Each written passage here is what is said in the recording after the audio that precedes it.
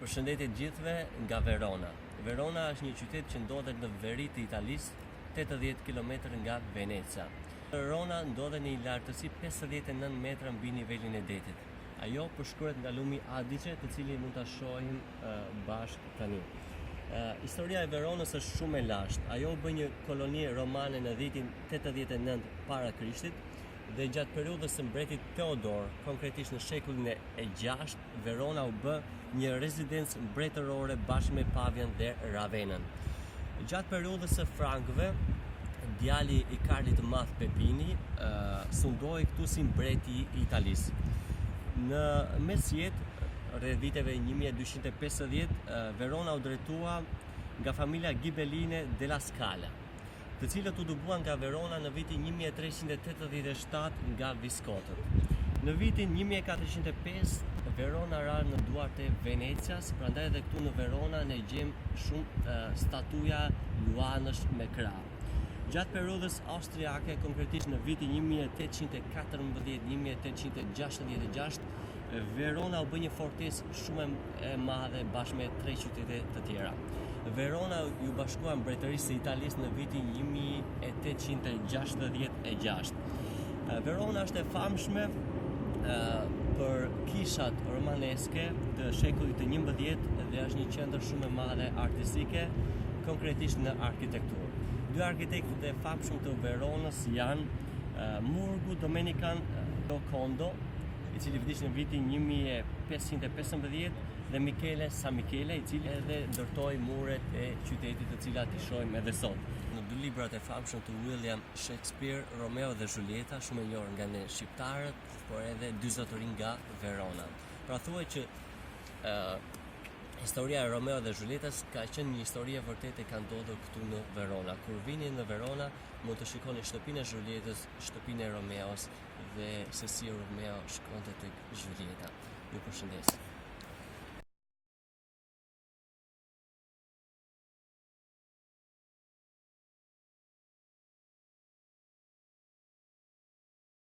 Tani ndodhemi në sheshin kryesor të Veronës, Piazza delle Erbe. Në këtë shesh, në mes të sheshit kemi tezja të ndryshme, fruta, perime, por edhe dhurata.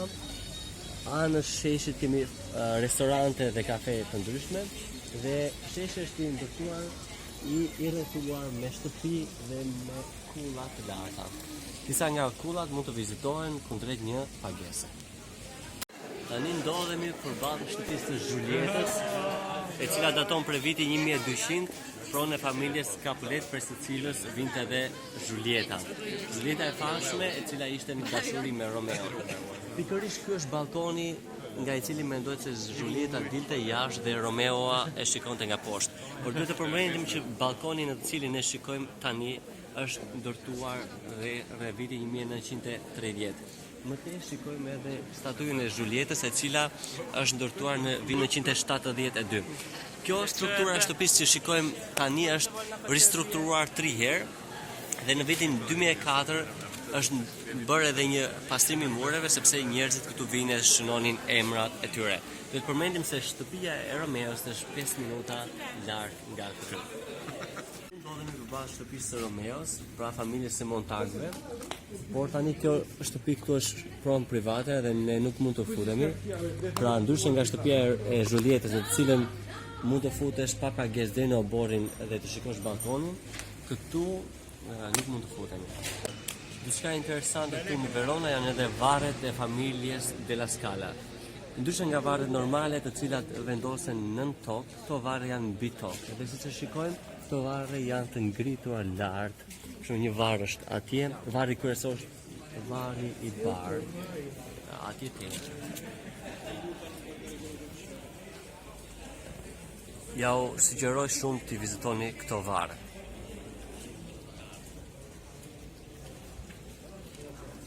Edhe këtu kemi një varr. Jemi këtu sërish në Veronë para amfiteatrit të Veronës, ose i quajtur Arena. I ndërtuar rreth vitit 30 pas Krishtit dhe me një kapacitet rreth 30.000 personash. Lartësia e të cilit ka qenë 31 metër, gjë e cilat shikohet nga 4 harqe të ndodhur në të majt të tij. Dhe kjo lartësi 31 metrash bënte të mundur që të ishin 43 rrjeshta rreth e rrotull tim. Ndryshe nga Koloseu i cili në ditët e sotme vazhdon aktivitetin vetëm si muze, këtu në Verona, në amfiteatrin e Veronës, njerëzit mund të shkojnë edhe të shikojnë koncerte. Kryesisht koncerte të operas në muajt korrik, në muajt gusht. Për të hyrë brenda nevojitet një bilet, për një kafe dhe të bëjmë një përshkrim të shkurtër të saj. Kaluam 2 ditë këtu në Veronë. Verona ka qenë me të vërtet shumë e bukur, me njerëz shumë të sjellshëm dhe me restorante shumë të shijshme. Në Veronë, për mendimin tim, mjaftojnë vetëm 2 ditë. Listën me vende më të bukura të cilat mund të vizitoni në Veronë do ta shkruaj në përshkrim. Verona gjithashtu është edhe një qytet i lirë. Nuk është nevoja të shpenzoni shumë këtu në Veronë. Edhe nga që është një qytet i vogël, nuk ka nevojë për transportin urban. Ju duhet të ecni në Veronë dhe për të shikuar një qytet, ju duhet të ecni.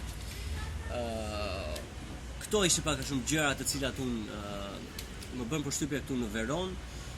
Ne kemi mbetur të mahnitur nga Verona dhe shpresojmë që së shpejti të vim sërish në Veronë.